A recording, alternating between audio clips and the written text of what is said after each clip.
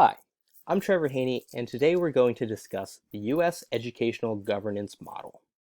Public schools, as you may be aware, answer to a lot of different stakeholder groups and have a lot of levels of governance.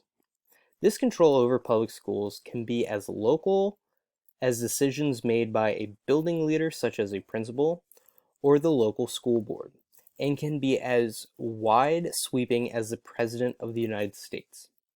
The governance of public schools happen at many different levels, and each level has its own unique role to play.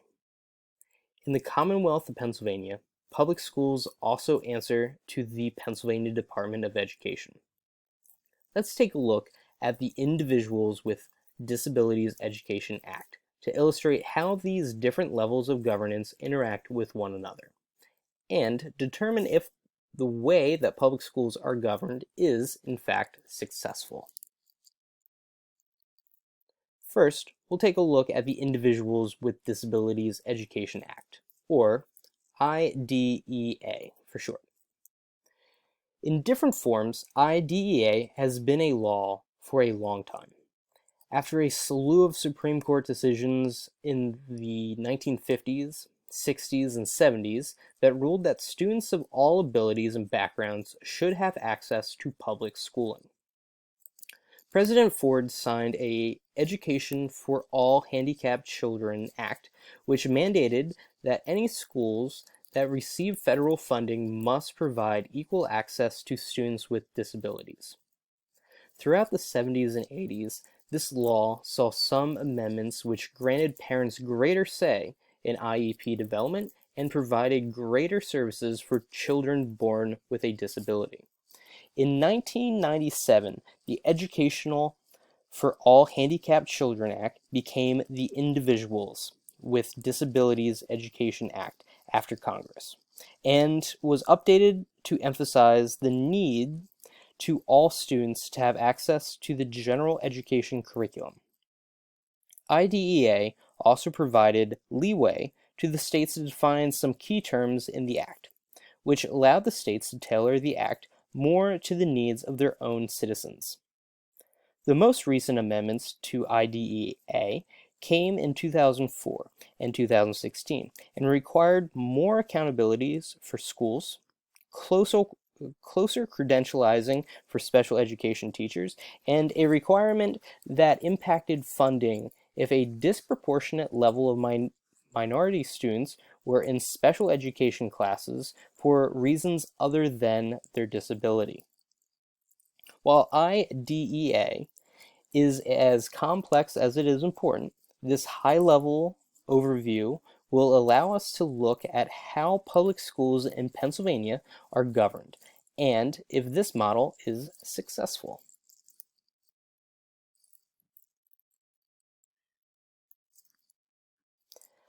IDEA has been an educational policy that began at the federal level. It is interesting because it included all three branches of the federal government to make it a reality. Because concerned citizens brought information to light through the Supreme Court in cases such as Brown versus Board of Education of Topeka, Kansas, Park versus the Commonwealth of Pennsylvania, and Mills versus the Board of Education of the District of Columbia, the public became more aware of the need to help students with disabilities have the same access to public education as every other student in the country. Through research done by the Congressional Inquiry and the signing into law by President Ford, changes were made that allowed all children to access public education. The judiciary branch, the legislative branch, and the executive branch all work together for the students of our country. Now, what would have happened if President Ford did not believe in the need for all students to have access to public schooling? If political pressure of his party or his support were against this bill, it may never have actually become a law. Political pressure has a lot to do with how the federal government interacts with public education. Even in our current upcoming election, public education policy is mentioned many times. Joe Biden is a big supporter of our nation's public schools, while Donald Trump is focused on expanding access to charters and cyber charter institutions.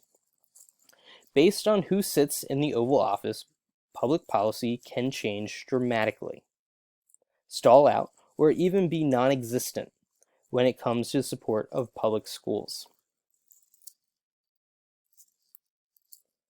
At the state level, IDEA also plays an important role.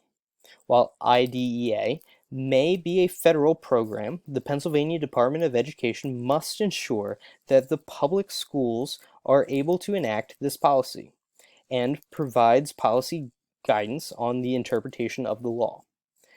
The 2004 and 2016 amendments to IDEA discusses significant disproportionalities, which is an important topic facing public schools today.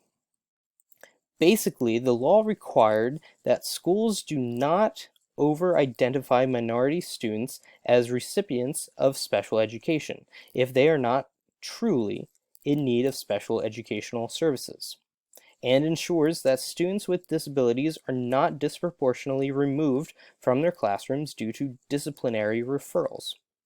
These amendments help to address systematic racism in our educational system, but what does that look like from a policy perspective?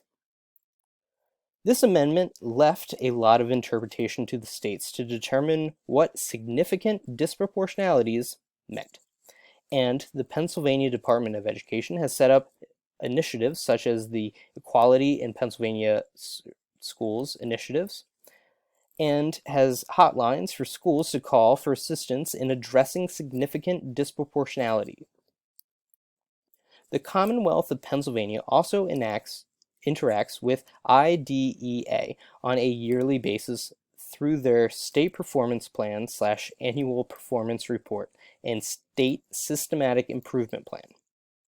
This multi-year plan is sent to the federal government to report on how schools in Pennsylvania are working with IDEA. These plans discuss what the state is doing to increase achievement in students with disabilities. Once these methods are identified, they are pushed down to individual school districts to implement.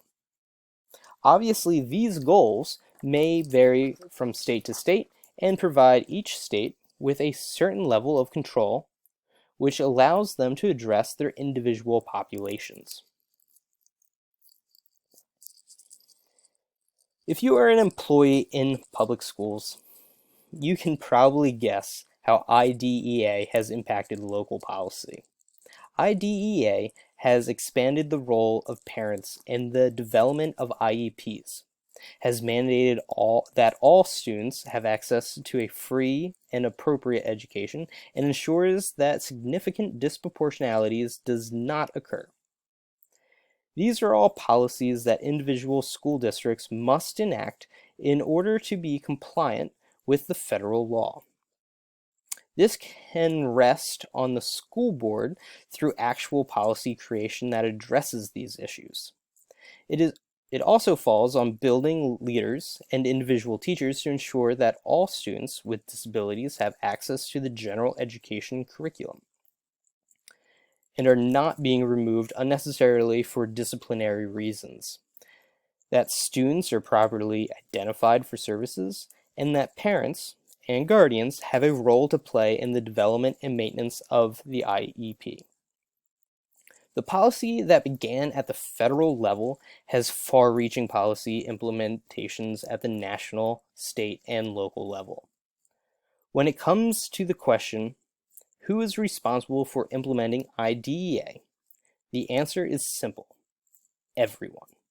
From the president to the individual teacher, IDEA as a policy must be carried out and supported by all levels of governance, or it would not work.